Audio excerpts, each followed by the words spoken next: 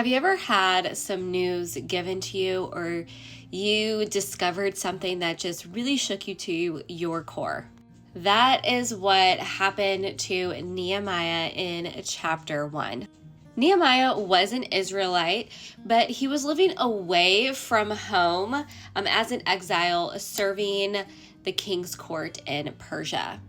One of his brothers arrived with men from Judah, and he questioned them about Jerusalem. Your simple, hey, how are things going there?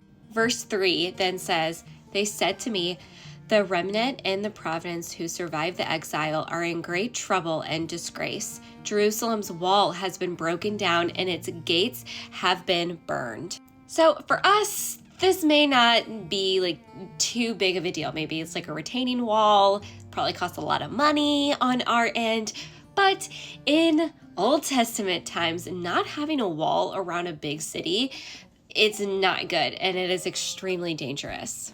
So verse 4 says, "When I heard these words," remember this is Nehemiah, "I sat down and wept. I mourned for a number of days, fasting and praying before the God of the heavens." I always use tabs when I just love the prayer. And so I love Nehemiah's prayer here. If you ever want an example of what heartfelt prayer is, this is an amazing one. It is in the first book of Nehemiah.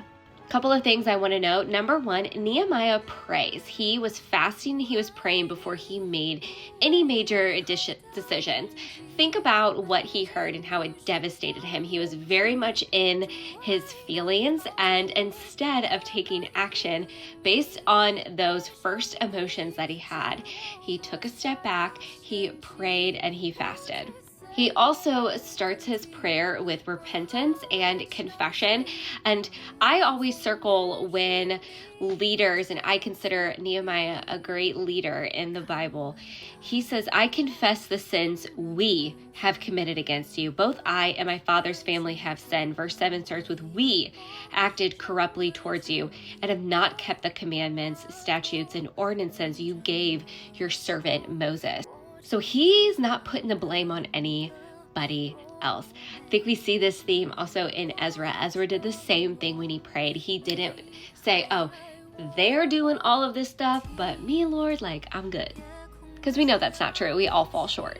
But he does ask for one thing. Verse 11 says, "Please, Lord, let your ear be attentive to the prayer of your servant and to that of your servants who delight to revere your name. Give your servant success today and grant him compassion in the presence of this man." So he asked for one thing, mercy in the sight of the king. And at the time, Nehemiah was the king's cupbearer. And one of my commentaries says that a cupbearer's job was to taste test the drink and the food for poison. So I wouldn't really like that job, but apparently kings really trusted their cupbearer and also considered them one of their friends. So whatever Nehemiah is going to do, we'll find out in the next chapter, he does have some sway with the king.